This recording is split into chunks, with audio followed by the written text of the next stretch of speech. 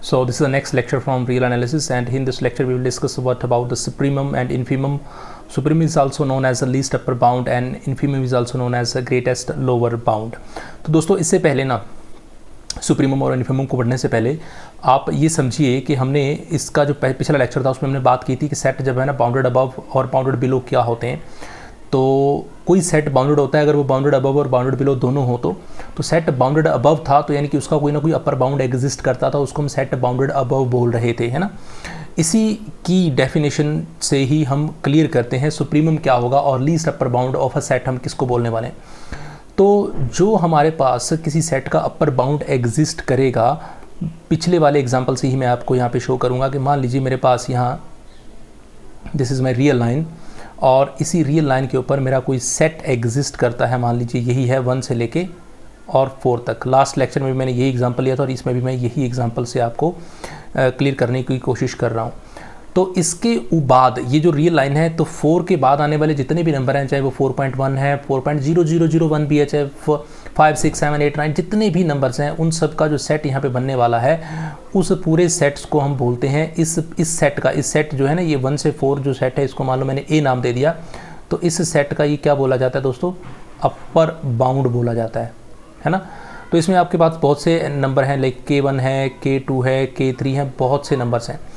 तो अब मैम क्या बोलें, लीस्ट अपर बाउंड, यानी कि ये अपर बाउंड और इस अपर बाउंड का जो लीस्ट नंबर होगा यानी कि 4 के जो क्लोजेस्ट होगा नंबर उसको ही मैं क्या बोल दूंगा कि ये इसका लीस्ट अपर बाउंड होगा। मान लीजिए 4 के इस सेट का जो क्लोजेस्ट नंबर है मान लो आ गया K1, तो K1 जो नंबर है ना वो अपने इस पूरे अपर बाउंड का स्मॉलेस्ट नंबर होना चाहिए। Getting my point, smallest number less than होना चाहिए अपने पूरे अपर बाउंड से। मान लो यहाँ पे मैं K लिखता हूँ तो for all K belongs to its upper bound, okay, its upper bound, इसको यूपी लिख देता हूँ मैं।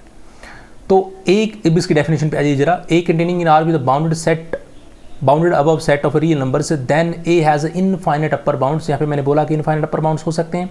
Then the smallest upper bound of A is called the supremum और least upper bound of A. Getting your point.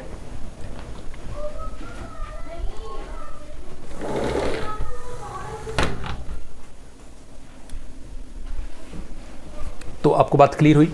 तो इसको ही हम क्या बोल देते हैं दोस्तों, लीस्ट अपर बाउंड बोल देते हैं। गॉट।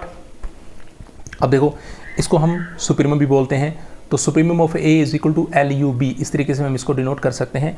एक चीज़ आपके अंदर मैं इसको और बता दूं कि मान लो कोई सेट है और आप कहें कि उसका अपर बाउंड एग्जिस्ट नहीं करता तो उसका लीस्ट अपर बाउंड फिर क्या होगा।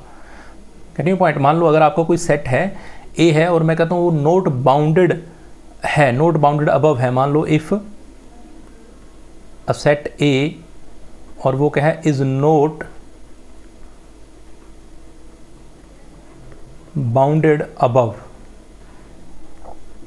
वो सेट आपका बाउंडेड अबव नहीं है तो आपसे पूछा जाए, आप बताइए कि सुप्रीमम ऑफ ए क्या होगा, तो आप बोलेंगे जी supremum of A we can't define, it must be infinite और you can't define this thing. अब देखिए चलिए दोस्तों, तो हम कुछ सेट्स लेते हैं और देखते हैं कि उन सेट्स के फर्दर आपके जो सुप्रीमम हैं वो क्या क्या हो सकते हैं। तो यहाँ पे मैं फिर से एक टेबल बनाऊँगा, ये टेबल आपके लिए बहुत कंसेप्ट आपका क्लियर करती चली जाती है, इसलिए कि कुछ बेसिक से सेट्स हैं जिनके लिए हमें कन्फ्यूजन थोड़ी सी रहती है।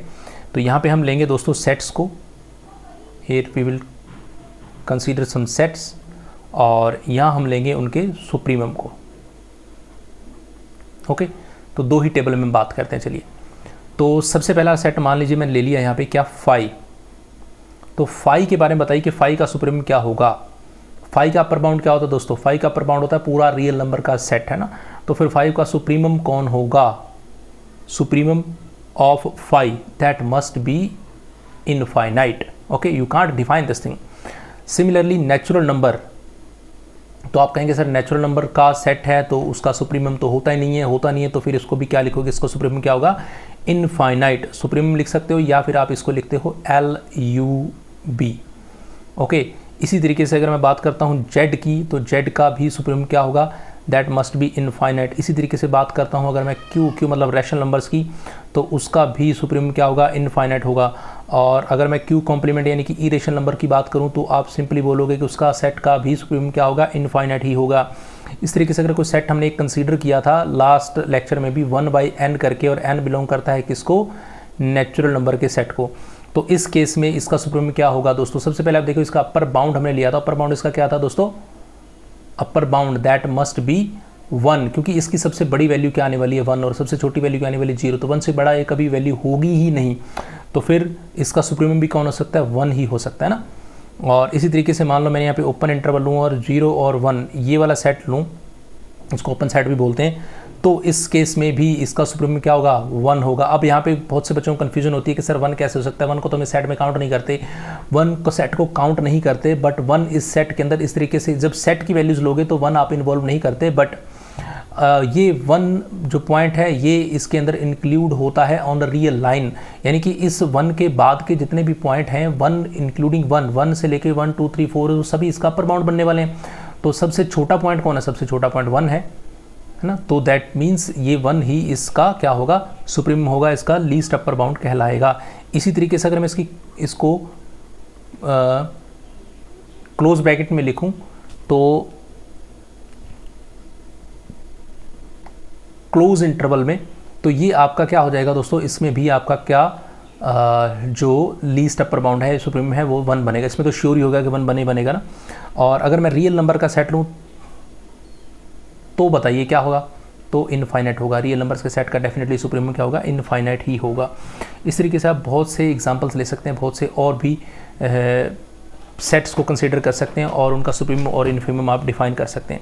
ये तो सुप्रीमम की बात। इस तरीके से बात करते हैं इनफीमम की। इनफीमम भी बच्चों वैसा ही होगा जैसा सुप्रीमम था, यानी कि इनफीमम के अंदर भी आपकी मान लीजिए यहाँ पे कोई रियल लाइन एग्जिस्ट करती है, और मान लीजिए ये मेरे पास रियल लाइन है, और इस रियल लाइन के ऊपर ये मेरे पास कोई सेट है, इसमें मान लीजिए ए और बी कंसीडर कर लेता हूँ मैं, ठीक है। यहाँ पे क्लोज सेट लीजिए चाहे ओपन सेट लीजिए, कोई फ़र्क नहीं पड़ता। तो आपका ये रियल लाइन है, और इस सेट के ऊपर, इस सेट के इस पॉइंट से नीचे, यानी कि यहाँ पे जो भी पॉइंट एग्जिस्ट करेंगे इस से पहले, ए से पहले वो सभी इसका क्या कहलाएंगे दोस्तों, लोअर बाउंड, है ना। ये क्या कहलाएगा, लोअर बाउंड। और अगर ये लोअर बाउंड है तो इस लोअर बाउंड में से जो भी सबसे बड़ी वैल्यू होगी यहाँ पे, तो वो क्या क्या बन जाएगी, वो बन जाएगी आपका अपर ग्रेटेस्ट अपर बाउंड, यानी कि इनफीमम बन जाएगी। तो इनफीमम का मतलब क्या है, ग्रेटेस्ट अपर बाउंड, यानी कि मान लीजिए यहाँ पे भी वही बात है K2 K3 K2 K1, तो बाकी सब वैल्यूज़ क्या होंगी, K1 से बड़ी होंगी। तो सबसे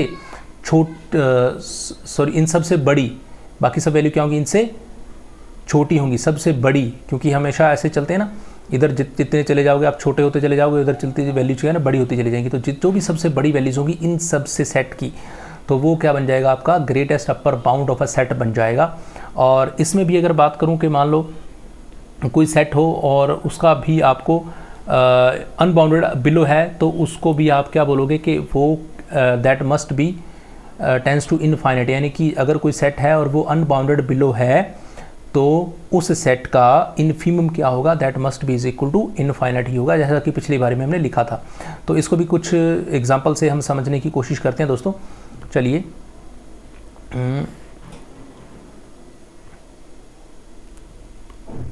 ओके, तो यहाँ हम कंसीडर करेंगे कुछ सेट्स को,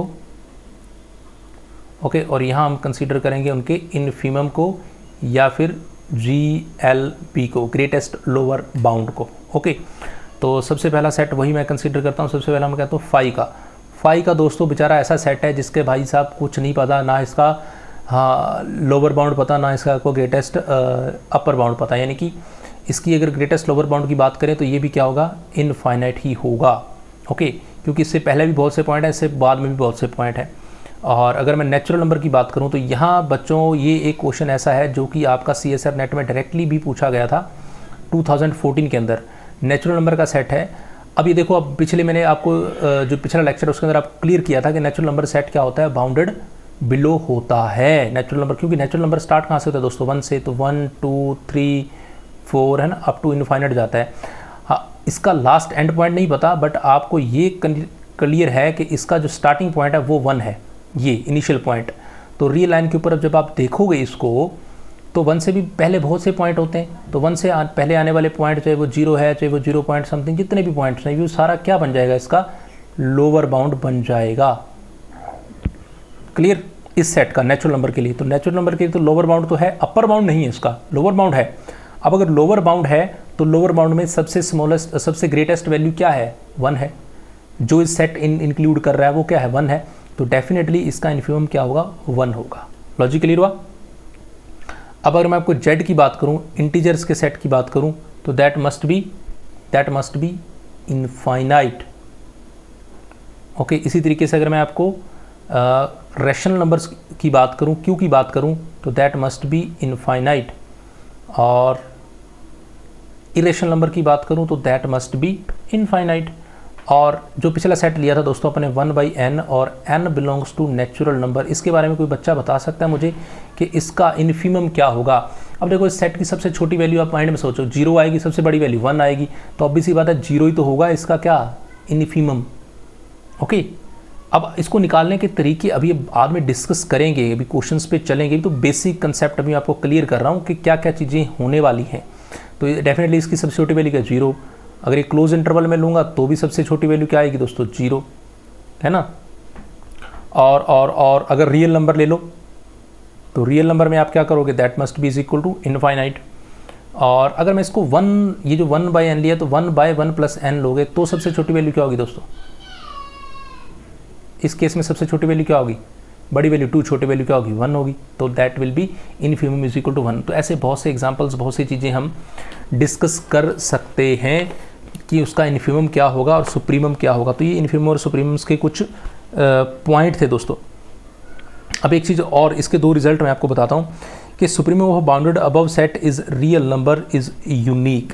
क्योंकि एक जब भी किसी का सुप्रीमम होगा चाहे इन्फिमम होगा, वो हमेशा क्या होना चाहिए, यूनिक ही होगा। और infimum of a bounded below set is must be unique. तो दोनों, चाहे वो सेट आपका सुप्रीमम हो, सुप्रीमम ऑफ ए। अब बात यहाँ पे बात कर रहा हूँ क्या सेट कैसा होना चाहिए, बाउंडेड अबव सेट, तो उसका सुप्रीमम भी क्या होगा, यूनिक होगा। और इसी तरीके से उसका इन्फिमम भी क्या होगा, यूनिक होगा। ओके, अब तो first thing that supremum of A और infimum of A is unique. तो ये बात हमने पहले भी बोली कि सुप्रीमम और इन्फिमम हमेशा क्या रहेगा, यूनिक रहेगा, ये अलग अलग नहीं हो सकते। मान लीजिए आपने कहा कि दो किसी के लिए मान लीजिए 2 सुप्रीमम एग्जिस्ट करते हैं, तो मान लीजिए लेट करता हूँ मैं कि that supremum of A is equal to, एक है L1 और एक को मान लेते हैं L2, ठीक है। तो अभी दोनों सुप्रीमम हैं, तो इसका मतलब दोनों ही अपर बाउंड में होंगे। तो अब ऑब्वियस सी बात है कोई एक आगे या एक पीछे तो होगा। तो मैंने मान लिया कि लेट जो L1 है ना दोस्तों, वो तो है सुप्रीमम, पहली बात मैं मान ली, वो तो है सुप्रीमम ऑफ ए, L1, ठीक है। और अब जो L2 रह गया एंड, तो वो तो कुछ ना कुछ अपर बाउंड में है, तो L2 एक उसका अपर बाउंड है, ठीक है। L2 इज, मान लेते हैं that L2 is upper bound of A, ठीक है। तो इसमें तो मतलब ये हुआ कि ये सुप्रीमम क्या होता है, लीस्ट अपर बाउंड LUB। तो यानी कि ये छोटा होगा ये बड़ा होगा, तो इसका मतलब ये हुआ वो अपर बाउंड में है, तो फिर ये जो L1 है ये छोटा होगा किससे, L2 से। एक बात हमें ये समझ में आई। और अगर मैं ये कहूँ इफ़ कि मेरा जो L2 है वो क्या है, वो है आपका सुप्रीमम ऑफ ए, तो इस केस में जो L1 है वो क्या बन जाएगा, L1 बन जाएगा आपका अपर बाउंड, है ना। अपर बाउंड के अंदर तो वो होगा ही दूसरा नंबर जो भी है। तो इस केस में आपका जो L2 है वो हो गया क्या, छोटा, किससे, L1 से। तो इन दोनों इक्वेशन से आप सिंपली बात बोलना चाहो तो आप बोल सकते हो that from first and second कि आपका L1 और L2 क्या है, इक्वल है। ओके, तो इसका मतलब दोनों यूनिक होंगे। अब दूसरी बात पे आ जाइए, सुप्रीमम और infimum of A set may और may not belongs to the set. ये एक बड़ी इंपॉर्टेंट बात है कि आपका जो सुप्रीमम है और इन्फीमम है वो जरूरी नहीं है कि आपका सेट के अंदर हो सकता है हो और हो सकता है ना भी हो। अब कैसे हो सकता है दोस्तों, मान लो फर्स्ट पार्ट कि आपका जो सुप्रीमम है इस सेट का 0 और 1 का, ठीक है, आपने कहा कि इसका सुप्रीमम क्या होगा, सुप्रीमम आपने अभी फाइंड आउट किया, हमने क्या था 1, बट ये 1 बिलोंग नहीं करता इस सेट को ना, 1 is not belongs to 0,1 having open set. ये बात क्लियर है। इसी तरीके से दोस्तों अगर यही आपका सेट क्या होता, क्लोज्ड होता, क्लोज इंटरवल होता, क्लोज सेट होता ऐसे वाला 0,1 वाला, तो आप बोल सकते थे कि इसका क्या है, सुप्रीम तो इसका 1 है, बट इस केस में ये इस सेट को बिलोंग कर रहा है। तो यानी कि कोई एलिमेंट जो है वो आपका सुप्रीम बन सकता है, इन्फीमम बन सकता है, बट जरूरी नहीं है कि वो आपका उस सेट के अंदर हो या ना हो। अब हमने पीछे ही बात बोली कि सुप्रीम और infimum set of A containing in are में नॉट बी एग्जिस्ट, हो सकता है कि वो एग्जिस्ट ना करे। ओके, अब कैसे एग्जिस्ट ना करे ये भी हमने पीछे अभी पढ़ा था जब मैंने टेबल बनाई थी आपके लिए। तो सुप्रीमम मान लीजिए इस सेट का 0 to इनफाइनाइट का मेरा सेट है और इसका सुप्रीमम आप बताइए क्या आएगा। अब आप कहेंगे सर इसका सुप्रीमम तो हो नहीं सकता ना, क्योंकि इसका एंड पॉइंट ही नहीं पता आपको, तो आप बोलेंगे कि सर ये तो डज नॉट एग्जिस्ट होना चाहिए, तो बिल्कुल ये डज नॉट एग्जिस्ट ही होगा।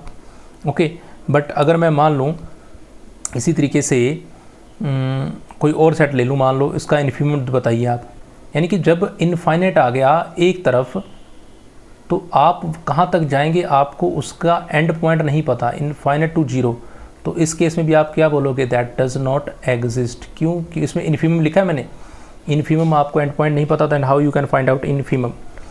तो ऐसे ही दोस्तों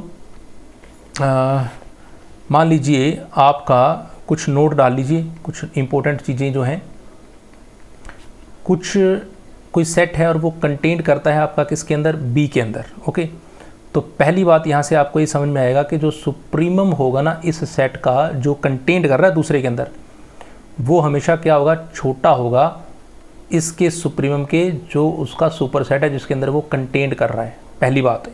ओके, बट सुप्रीमम तो छोटा ही होगा छोटे सेट का, बट इन्फीमम क्या हो जाएगा दोस्तों, इन्फीमम उस छोटे सेट का छोटा नहीं होगा, वो हो जाएगा बड़ा।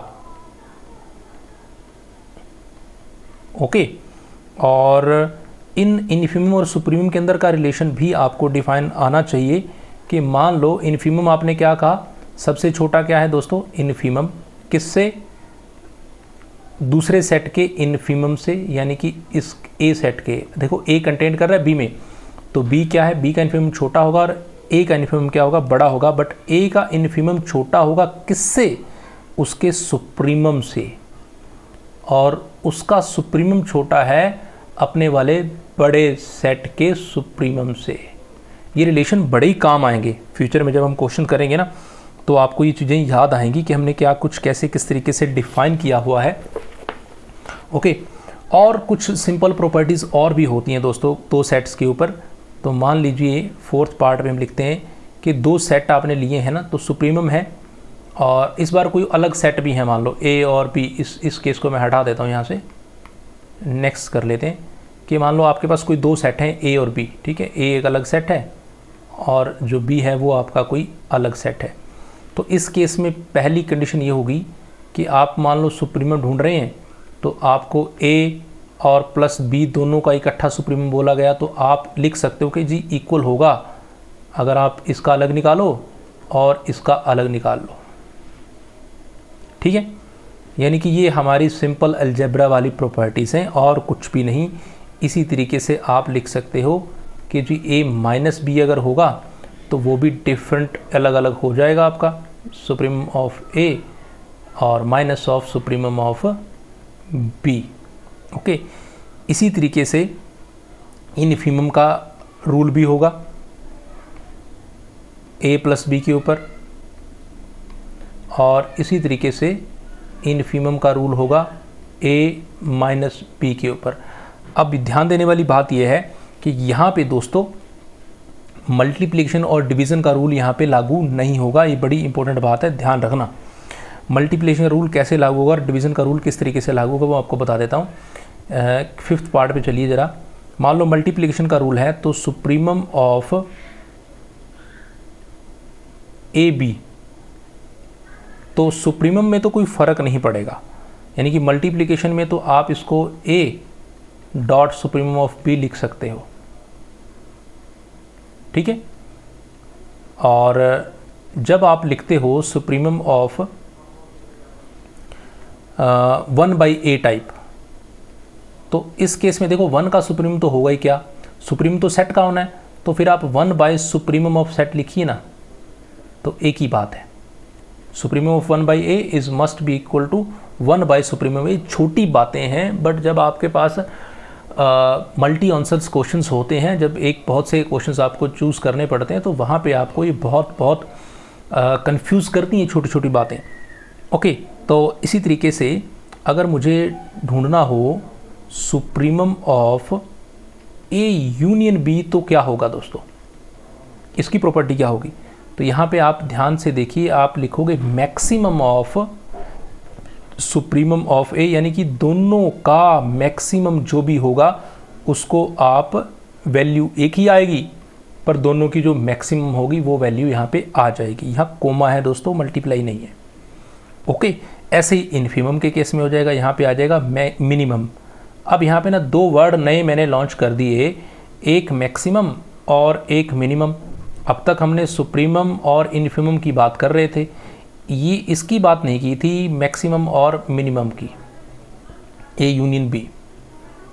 तो ये भी बड़ी कन्फ्यूज़न क्रिएट करते हैं sometime, supremum, infimum, maximum, minimum. तो ऐसा करते हैं, एक नेक्स्ट लेक्चर में हम बात करेंगे दोस्तों कि मैक्सिमम और मिनिमम और सुप्रीमम और इन्फीमम में एक्चुअली फ़र्क क्या है, और दोनों जब एग्जिस्ट करते हैं सेम क्वेश्चंस के लिए तो किस तरीके से हम उनको टैकल करेंगे। तो this thing we will discuss in the next lecture.